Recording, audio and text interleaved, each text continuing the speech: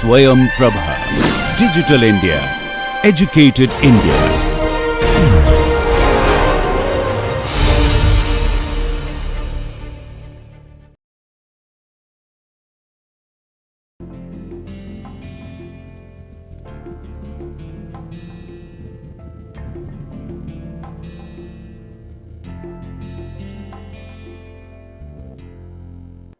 So, let us discuss today the lance profile.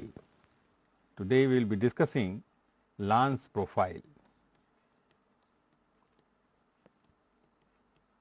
Lance profile means change in lance distance as a function of time. So, what I have done in the plot, I have plotted say lance distance against blow time. Now, this plot is simply schematic because different converters have different lance profile. So, what I wanted to illustrate a general lance profile which is valid in all converters irrespective of the capacity. So, this particular profile shows that in the beginning, say for example, if you have 0% blowing time. So, in the beginning lance distance is kept high. As the blow proceeds, after around 20 to 30% of the blow, lance distance is decreased, and then for a considerable period of time, say up to 75% of the blow, the lance is more or less kept constant and blows at a constant lance distance. After 75% to rest of the time, the blow continues either at a reduced lance distance or at the same lance distance, that depends on practice to practice. Now, before I go further in detail, what I have done, I have superimposed on this lance profile the physical and chemical interaction between oxygen jet and molten bath. So, if you see in the figure A, as the lance distance is higher, what happens? Oxygen jet hits the bath, and the red line and the red that you are seeing, that is the depth of penetration. So, as the oxygen jet hits from a relatively higher distance, the depth of penetration is shallow, and as a result of which silicon gets to oxidize to SiO2, manganese to MnO, and iron to FeO. Now, as I have said in some of the practice, calcium oxide is also added in order to form a slag for a removal of phosphorus. So, in the initial period of blow, it consists of oxidation of impurities as well as iron and beginning of slag formation, which starts with the dissolution of calcium oxide, because unless calcium oxide dissolves and a basic limey slag forms, there is no chance for removal of phosphorus in the later periods of the blow. So, that is what the A figure, which is superimposed on a higher lance distance side, shows that the physico-chemical interaction between jet and the bath, they are little bit of oxidizing in nature. That means, the depth of penetration is low, the droplets of metal, they are little bit, in some amount they are generated, and the slag is formed as I have shown in the red line, that is here is the slag will form, this is the metal, and also as we blow oxygen, some amount of carbon is also begin to oxidize to carbon monoxide, but it is a very low rate. So, in the beginning, as the blow proceeds, at the mouth of the converter, first of all brown fumes will appear. Soon after the brown fumes, red fumes begin to appear, and that indicates that silicon oxidation is over. Now, red fumes means iron is getting to oxidize to Fe2O3. The slag will be highly oxidizing in nature. Now, it is a time to decrease the lance distance. That is a very important indication to the operator. The changeover from brown fumes to red fumes, and all of a sudden in between the red fumes, a white colored fume begins to appear, and that shows that the carbon oxidation has also begun in the process. So, that is what this particular purple color shows the evolution of carbon monoxide as exiting from the mouth of the converter. Now, after around 20 to 25% of the blow, the lance distance is reduced. Now, the reason for reduction of the lance distance, because if we blow at a lance distance which we have done in the beginning, then the depth of penetration will be low, most of the oxygen will be supplied at the bath level or just below the bath level. So, oxidation of iron will be very high, and as such you have a very highly oxidized metal, and that may towards the later period may foam, and ultimately slag may come out of the vessel. So, that is where immediately after the silicon oxidation period, which is indicated by the appearance of slight reddish and white fumes at the mouth of the converter, the lance is reduced. Now, in this reduced distance lance, the jet becomes harder. So, in our terminology, if this particular situation we started with the soft jet, we have made here harder. We have made the jet here harder. Why? How we have made the harder? We have just decreased the lance distance, which was originally up to here. Now, we are blowing at this particular lance distance. What happens if you reduce the lance distance? If you reduce the lance distance, the depth of penetration will be larger. So, as you see the depth of penetration, which is shown by the red line, it is deep into the bath. What is the consequence of this? As a consequence of deep penetration of oxygen jet into the bath, more oxygen will be available in the bath, and as such the reaction between carbon and oxygen will begin at a very high rate. So, you see a continuous flame of carbon monoxide is evolving, continuous flame of carbon monoxide will be appearing at the exit, and that indicates that the refining reactions are going on perfectly well. So, that is one of the condition or one of the indication to the operator that the CO flame should continuously appear at the mouth of the converter in between 20 to 75% of the blow. If in between this period, if the flame disappears for some reason, then it is an indication that CO bubble is continuously entrapped into the slag, and caution is required that slag should not come out of the vessel.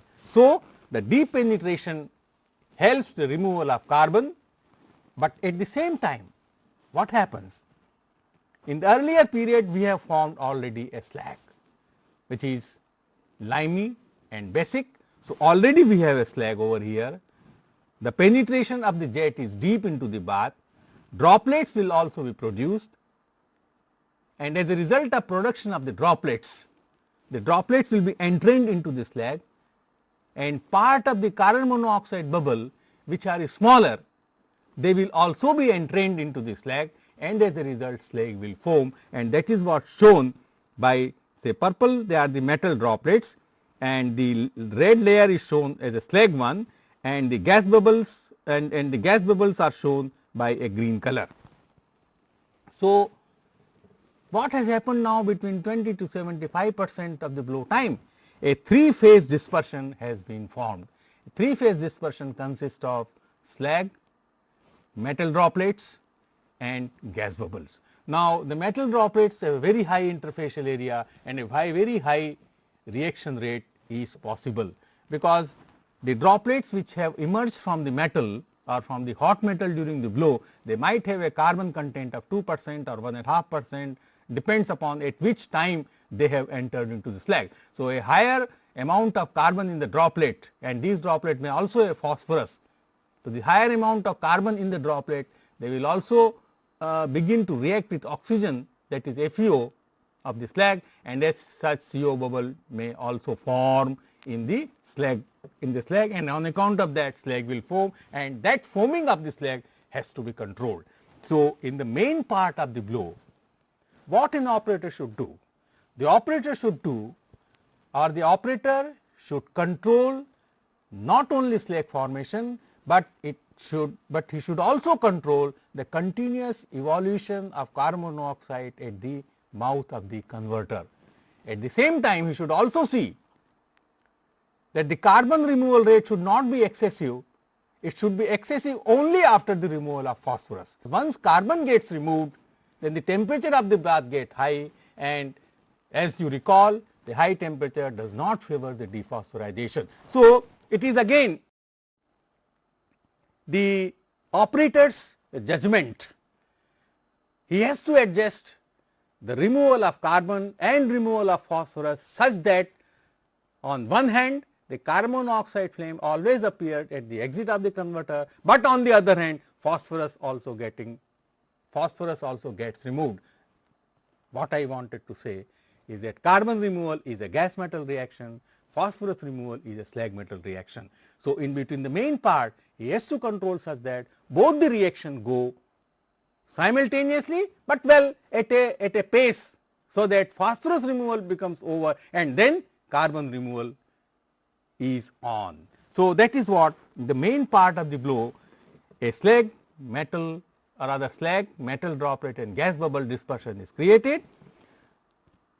Now, this dispersion which we have created is collapsible in nature. That means, once the metal droplets are refined, they become heavier, they fall back into the bath, and the slag has become less viscous, then the gas bubbles will also be leaving the slag phase. So, the slag metal or the dispersion which has been formed, it collapses. So, in the beyond 75% of the blow, it has been ensured that all the phosphorus has removed. Now, only whatever extra carbon that has to be removed, that will be removed.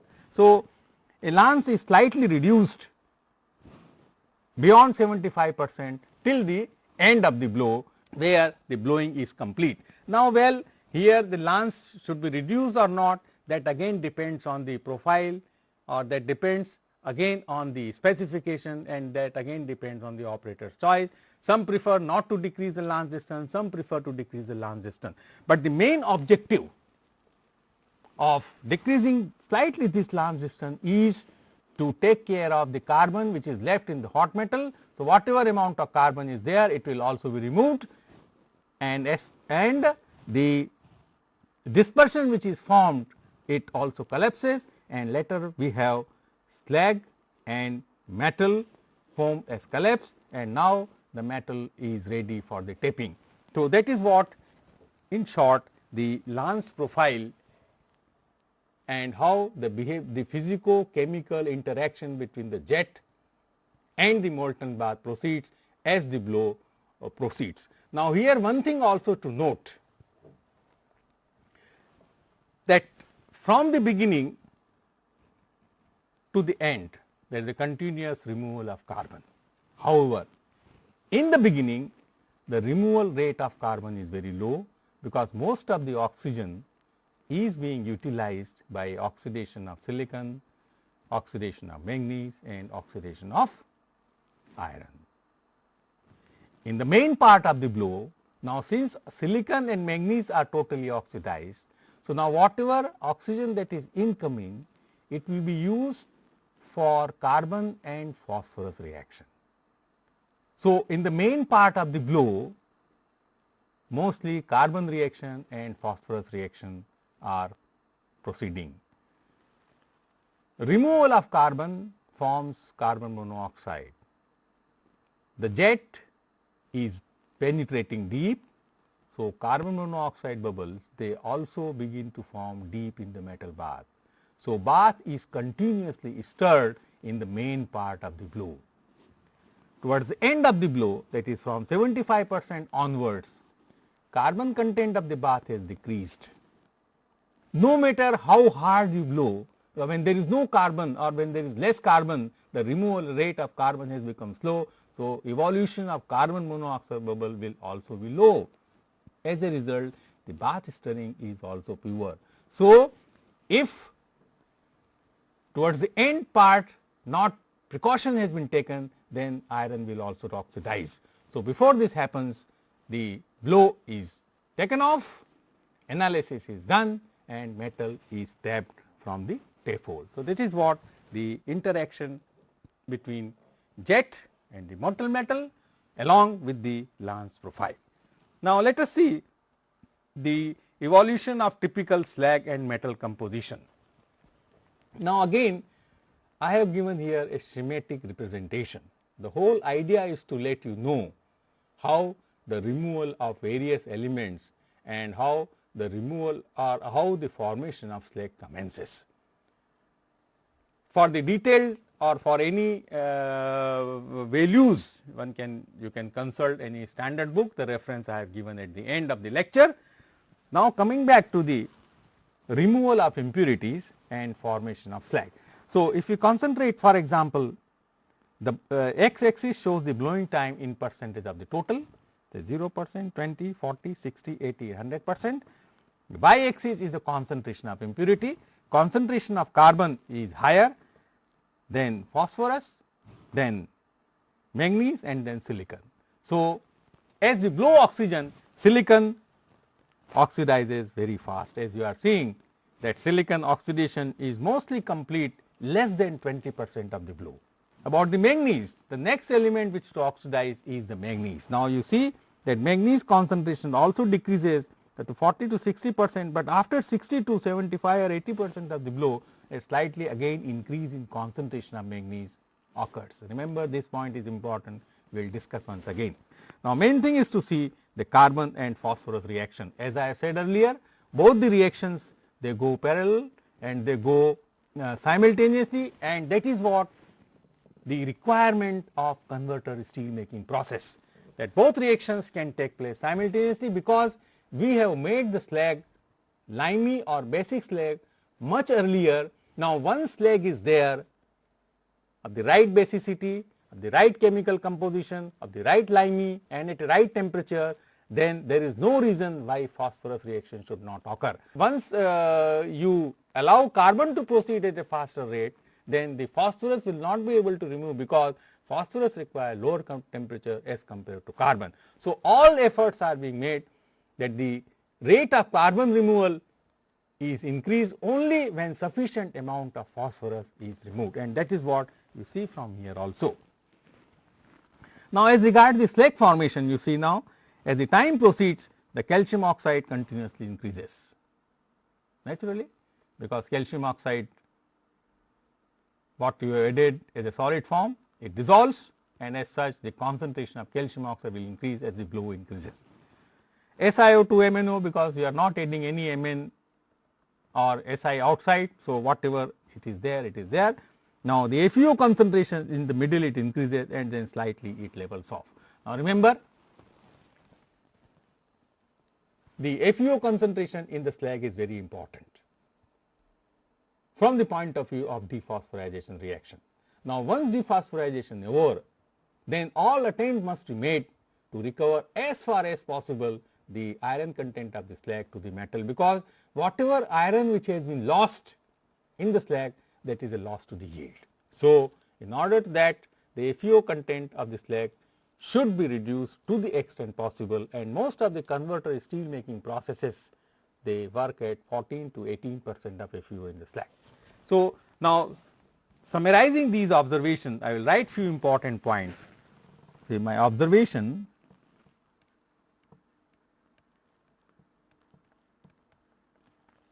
number 1, say all impurities begin to oxidize simultaneously.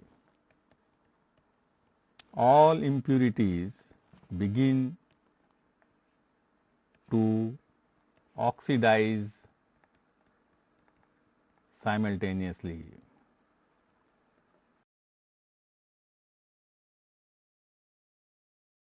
Second observation is that formation of slag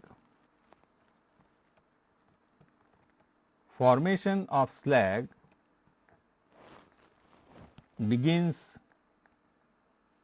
with oxidation of silicon to SiO2, manganese to MnO, iron to FeO. Now remember, in the initial period of the blow, purposefully iron is oxidized. Presence of FeO, it helps dissolution of lime. So purposely iron oxidation is kept little higher side on the initial side, so that calcium oxide dissolves in the early stage for dephosphorization. Third, dissolution of lime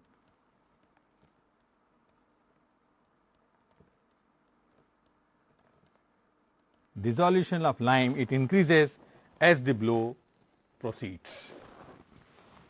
Fourth, presence of lime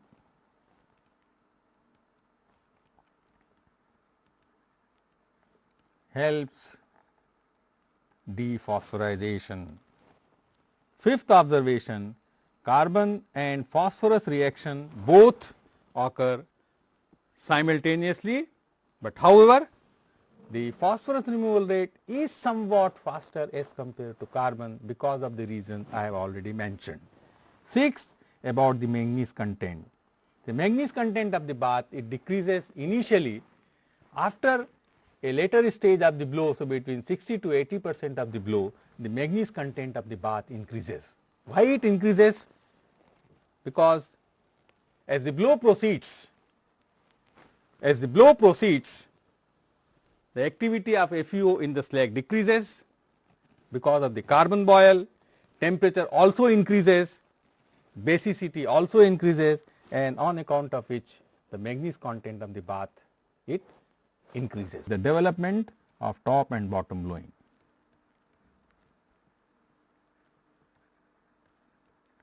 Development of top plus bottom blowing,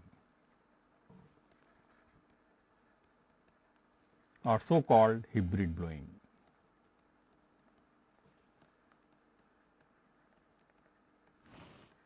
Now, the concept of development of top and bottom blowing is this decarburization curve. This is percentage carbon per minute against blowing time 0 to 100%.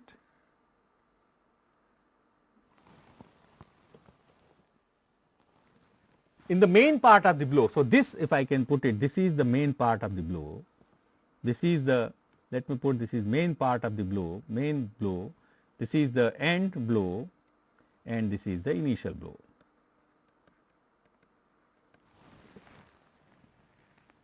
In the main part of the blow, there is a considerable amount of CO is evolved, so bath stirring is very good.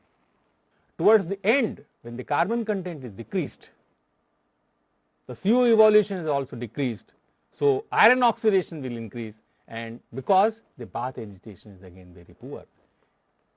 Similarly, in the initial part of the blow, carbon oxidation is not allowed to proceed at the rate which is required because of the slag formation. So, in the initial and in the later period of the blow, the agitation is weak, and this is based on the fact that top blown oxygen does not give enough agitation to the bath. The agitation whatever is provided by the carbon monoxide gas. Now, having thought this idea, then it has been thought that there is a bottom blowing process also. Now, in the bottom blowing, what is being done, as I have shown over here, in the bottom blowing, say oxygen is blown from the top. So, some of the advantages of bottom blowing process is that stirring is very good. Stirring is very good.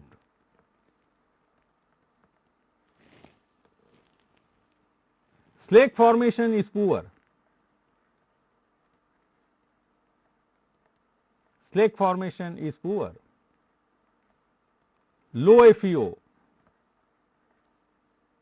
because when you are blowing oxygen through the bottom, then oxygen will always find its carbon and carbon monoxide will proceed and the slag formation will be delayed. So, if you want to remove phosphorus, that is not possible in the way in which top blowing steel making does. That means it is possible only when large amount of carbon is removed, then and then slag will form. Because for the removal of phosphorus you require a limey slag, you require calcium oxide, you require SiO2, you require MnO. So, that slag will only form when large amount of carbon has been removed. The main advantage of this bottom blowing is the stirring is very good.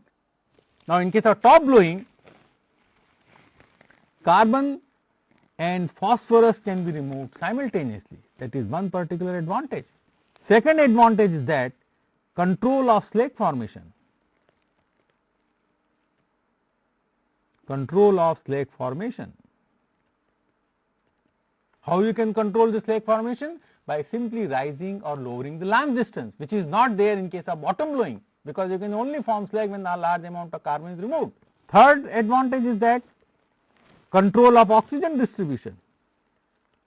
Control of oxygen distribution, because by deep bath, deep penetration of the jet into the bath, more oxygen will be available deep into the hot metal by lowering the lance distance. So, control of oxygen is also very easy, but one of the disadvantages is that there is inadequate bath stirring, as I said, particularly in the initial and towards the end period.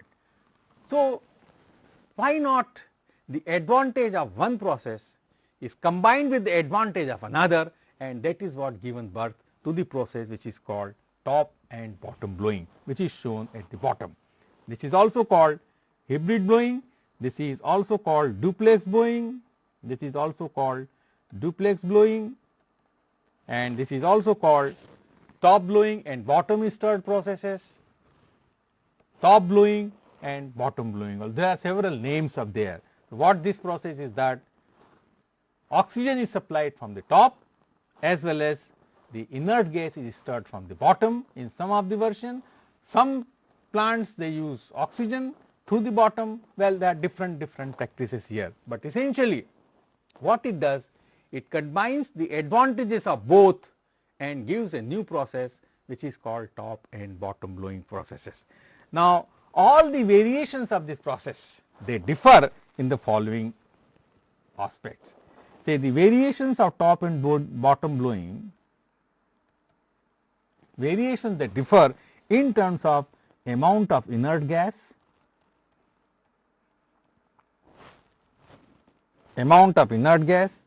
then number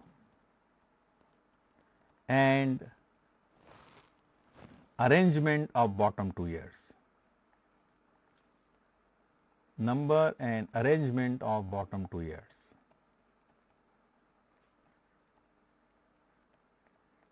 Because once you have decided to inject the gas through the bottom, the naturally question arises, what should be the amount?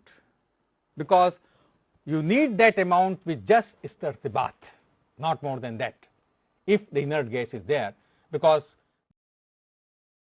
reactive jet is being supplied from the top. So, additional bottom gas you are providing just for the stirring purpose, you require a minimum amount of gas. If you decided on the amount, then what should be the number of injecting elements and how they are arranged. And third thing is also what is the type of injection element. Type of injection element. Now, coming back to the inert gas, well, you have to decide what should be the optimum amount of inert gas, because once you put the tuer or the injecting element at the bottom of the converter, then you have to blow minimum amount of gas, otherwise tuer will be clogged. So, once you decided that amount, the next thing comes number and arrangement of bottom tuers. Now, the number may vary from 2, some plant 4, some plant 8, some plant 12. So, all these numbers are vary, because this top and bottom blowing, it just requires to develop a technology. I cannot say in a classroom, well, this is the technology which is going to help. Several plants, several different type of people, several different technology has to emerge, and that is why you have very different technology of bottom blowing. As regard top blowing, it is same as it was done in 1950 at Linz and Donawitz.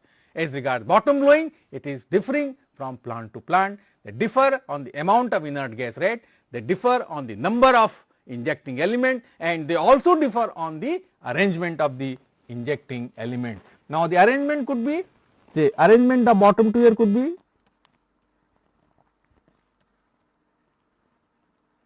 some plants go for symmetrical arrangement. Symmetrical to the axis of the converter. Some plants prefer to go for asymmetrical. Both have reasoning, both have positive point. Asymmetrical design, it rather allows the bottom gas to stop at the time of tapping. So, well, symmetrical has their advantage, asymmetrical also have their advantage.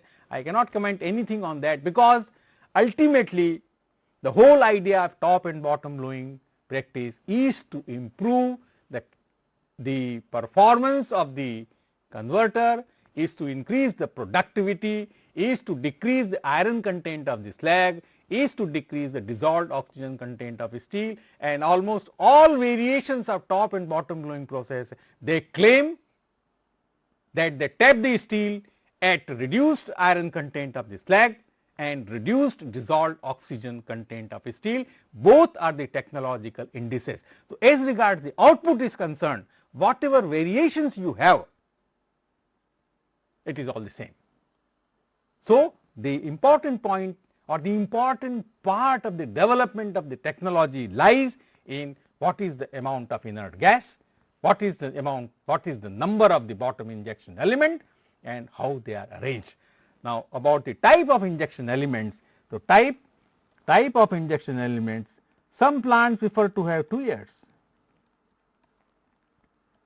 2 ears are the straight pipes, you can easily blow, not much pressure differential is required, where some plants prefer to go for porous plugs.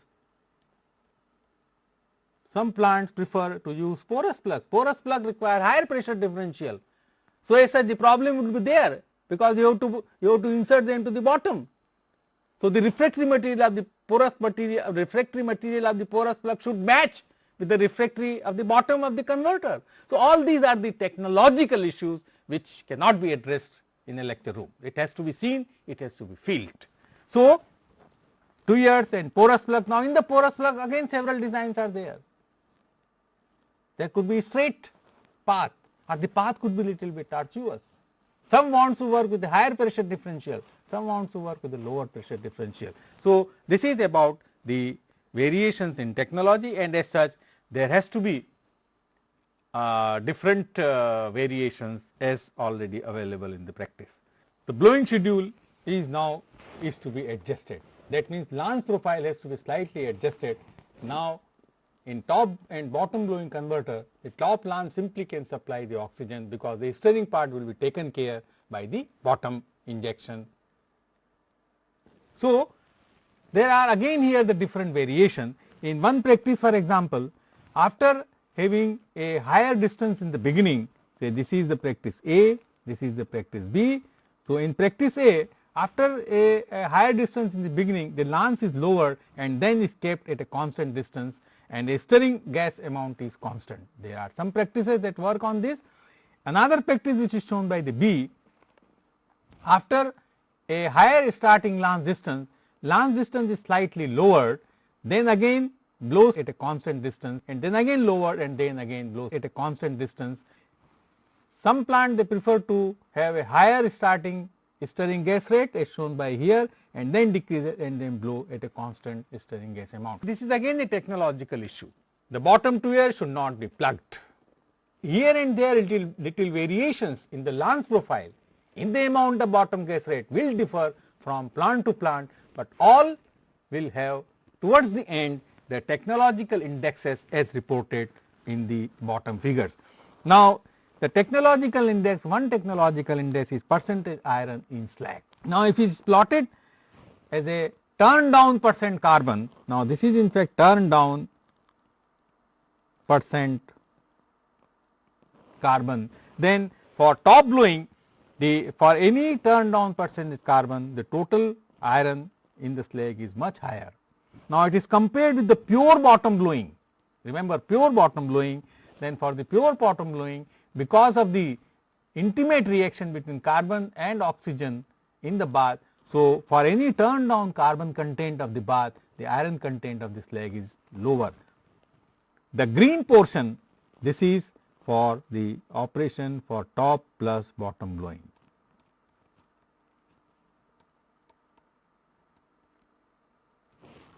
So, the percentage iron in slag or the turn down percent iron in slag is lower than top, but could be little higher than bottom for almost all top and bottom blowing processes. Now, similarly, another technological index is the turn down oxygen content. Now, the turn down oxygen content is plotted against here turn down carbon content. Again, for top blowing, the value for any turn down carbon content of the steel, the oxygen or dissolved oxygen in the steel is higher for top blowing, is lower for bottom blowing, and the green color or the range which I have shown, because there are different processes are there. So, this range is for top and bottom blowing. Because of the poor stirring in the bath, the rate of dissolution of the scrap in top blowing is slower as compared to when the bath is highly agitated. So, as you see, when there is a bath agitation, a good stirring in the bath, then the temperature equality will be faster and the scrap dissolution will also go at the faster as compared to top blowing. Now, so the last thing is that steel making slag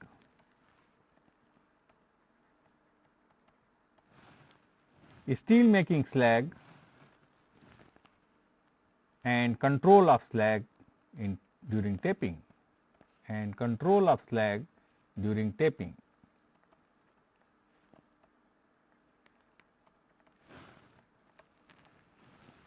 Now, during tapping, the entrainment of slag must be avoided. Entrainment of slag should be avoided.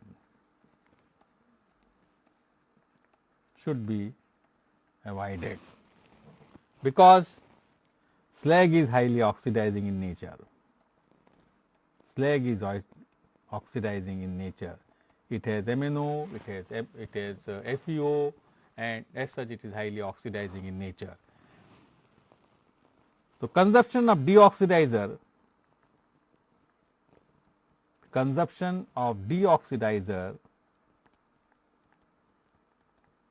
will be higher in the ladle also, because larger amount of FeO and MnO content of the slag, more oxygen will transfer into the metal and more amount of deoxidizer are required.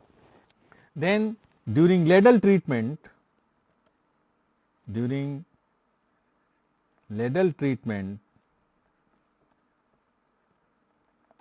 some phosphorus can also revert to the metal, because the metal which you have tapped in the ladle, if it is entrained by the slag, then slag also has P2O5. So, what is required during tapping is to have a slag free tapping is required. Slag free tapping to the extent possible is required, and for having slag free tapping, various methods are there: tape hole plug, slag cut ball method, pneumatic slag stopper, and slag detection methods are used for having the slag free tapping. Now, about the exit gases.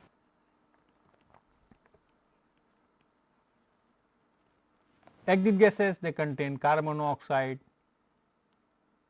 entrained solid particles, and so on. So, these gases, they have very high calorific value as well as they have a calorific value as well as the sensible heat, because the gases are going out of the converter at around 1400 degrees Celsius.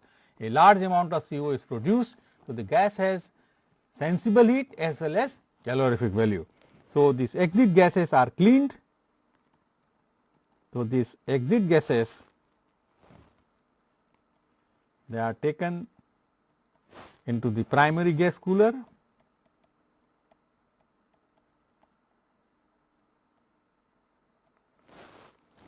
From there they go to the dust catcher, because you have to remove the dust. A very large amount of dust is there, and this dust is purely Fe2O3. So, you recover and send it back to the blast furnace, and this dust catcher is subjected to electrostatic separator for removing of the very fine particle, electrostatic separator, and then it goes to the blower, the gas, and the gas ultimately discharges into the stack. So, let us see modern trends. So, one modern trend is post combustion.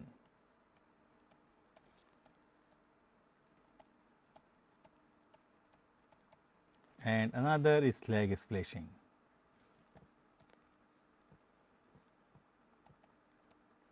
Let us take first of all post combustion. Now, post combustion is in fact a energy conservation measure.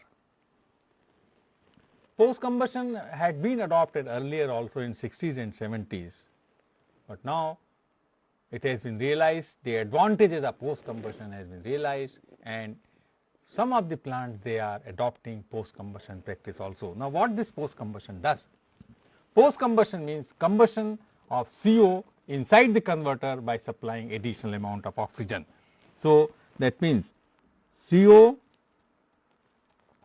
plus half O2, that is equal to CO2, and the heat of formation, a very large amount of heat is being created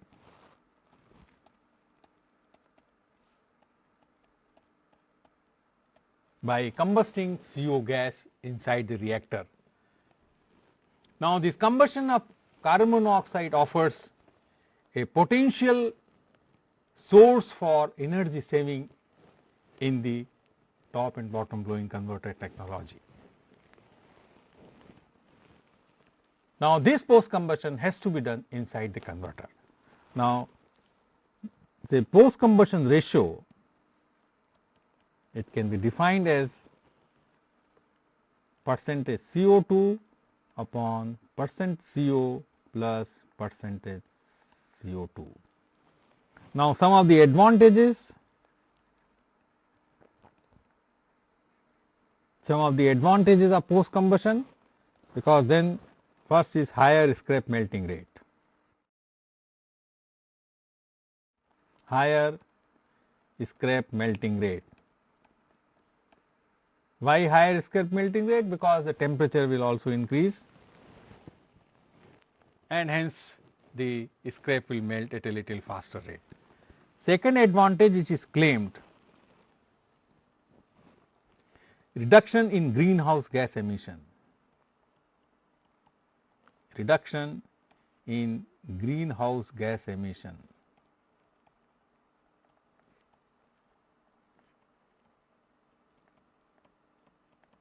Now, this reduction in greenhouse gas emission occurs because now you can charge more amount of scrap into the converter and less hot metal. Third, reduced sloping.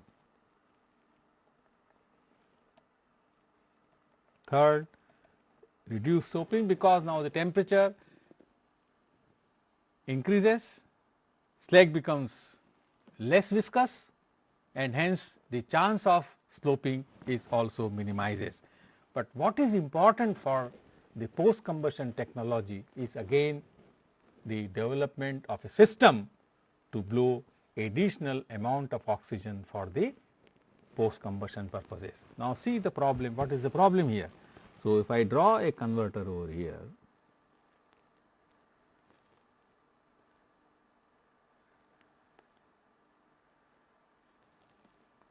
this is my main oxygen which I am blowing through a lance, this is my hot metal and this is the slag.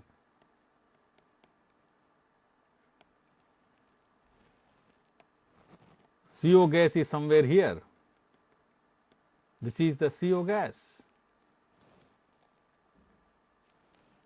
What I have to do for realizing the post combustion? I have to supply O2 over here.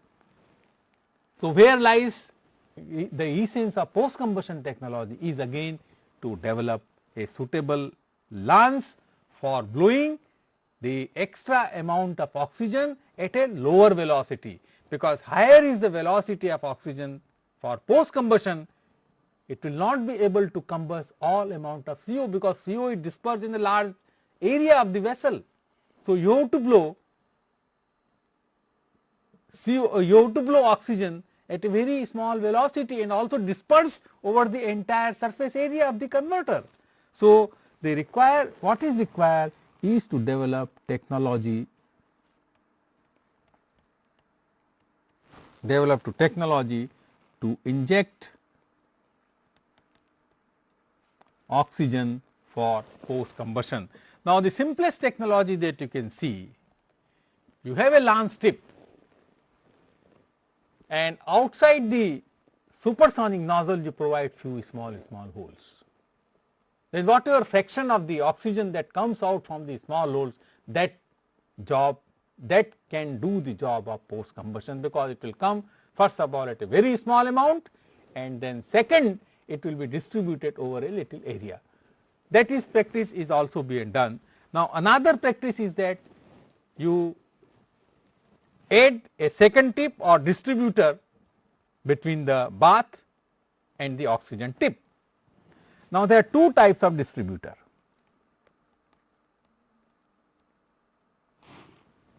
One say single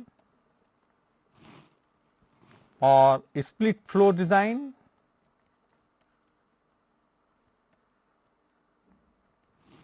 and another a double flow design.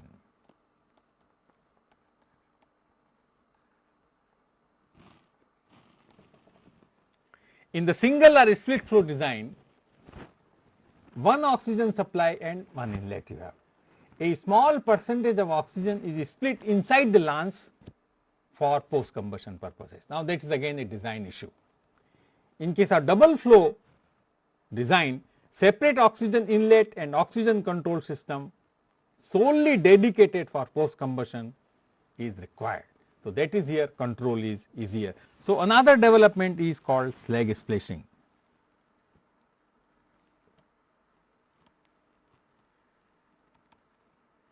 Now, slag splashing is done to increase the lining life of the slag. In some plants, slag splashing has resulted in a very high lining life. The order of some plants claim greater than 60,000 heats could be a one particular example. What is slag splashing? See, at the end of the BOS process, steel is drained and slag is retained in the vessel. On the same top oxygen lance, nitrogen is blown and high pressure nitrogen is used to splash molten slag on the walls of the BOS vessel for a period of 2 to 4 minutes. As a result of blowing of high pressure nitrogen, the slag is blown and it adheres to the lining of the refractory wall, and as such you get the slag splashed coated refractory lining. Now, what is required for slag splashing?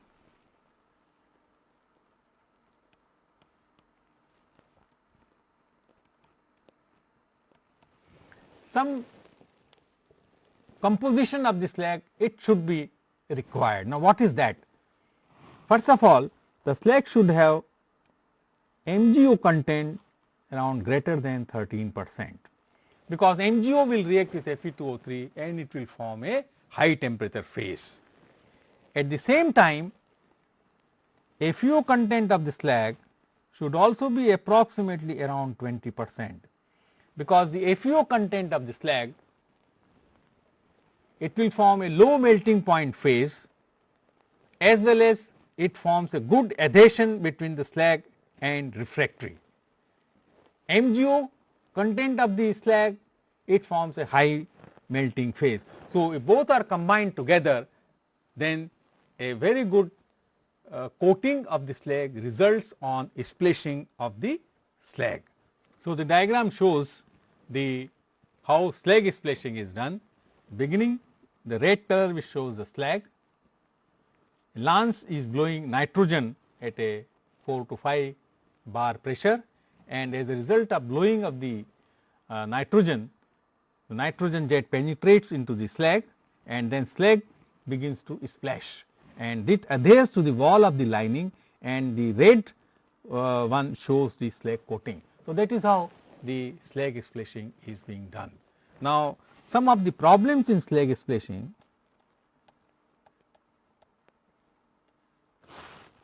So, lance sculling is one problem. Lance sculling is one problem because slag is relatively viscous. So, lance sculling is one of the problem. Another problem could be sculling in the vessel's mouth, sculling in the vessel's mouth.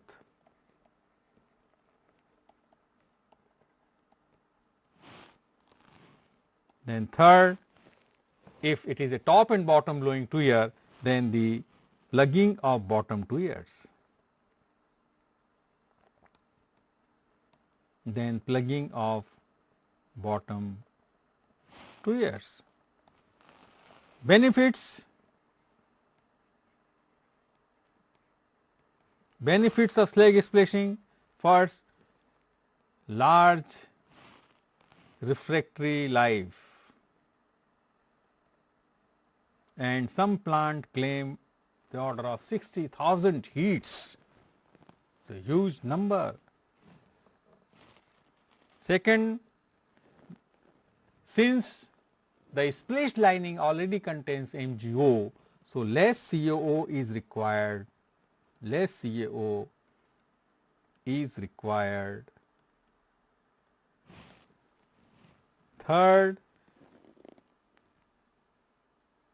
leftover slag has some amount of calcium oxide, some MgO, it is being enriched. So, if this slag is being coated on the lining life, and when the heat starts, then already calcium oxide and magnesium and MgO is present. So, rapid formation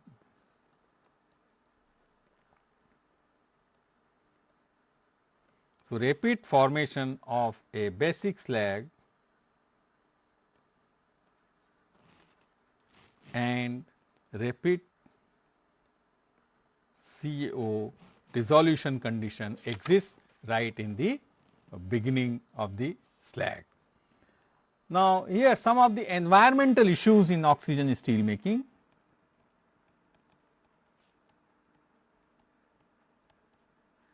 Some of the environmental issues in oxygen steel making, well, control of emissions during hot metal transfer, desulfurization station, disposition of slag, recycling or disposal of collected oxide melts, capture and removal of contaminants in hot and dirty exit gas from the converter, emission of CO. Sometimes you may require excess amount of air may be used at the mouth of the hood to burn the CO, and the energy could be used. Particulate matter, so they all these concerned with the environmental issues which must be taken care. Now, again there is a question, why there is a high turnover rates? High turnover rates.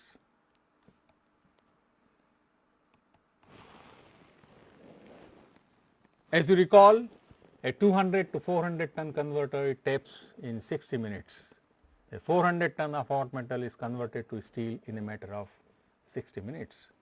So, the high turnover rates, the reason being one, energetic supply of oxygen. Energetic supply of oxygen. Second, bottom stirring is another reason for high turnover rates.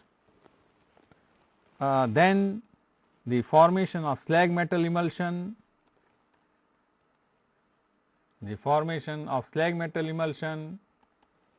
because of the increased surface area. Fourth, control of oxygen distribution.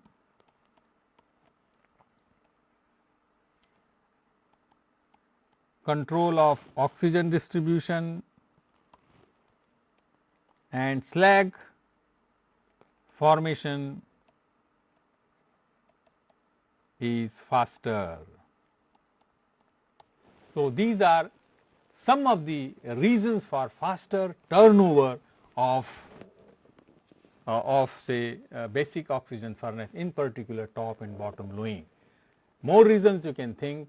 Now, to conclude the lecture, I will say only that top and bottom blowing converter technology is the future. This particular technology has already attained very high maturity level. With the development of dynamic control and the development of slag splashing and also the development in the refractory technology have made the top and bottom blowing converter technology very, very strengthful. So, in the years to come, it is very hard to replace this technology by any other means. Thank you very much.